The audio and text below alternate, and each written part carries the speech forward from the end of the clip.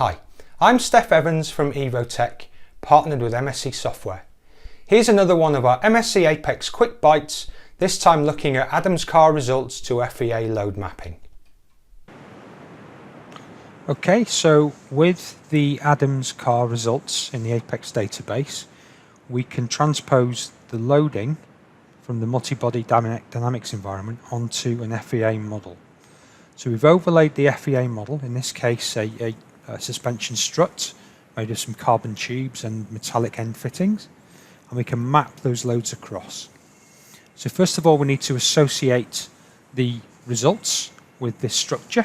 So we're going to call the model association load mapping, and then go into the mapping environment, and then simply pick the interface force and then the RBEs that act at the input locations for the resultant FEA model. So we perform that. The loads are mapped across as a unique event. So again, we've picked the critical events for this load mapping, set the environment up for those given events, picking the appropriate loads and boundary conditions, and we're done. I hope you found this interesting.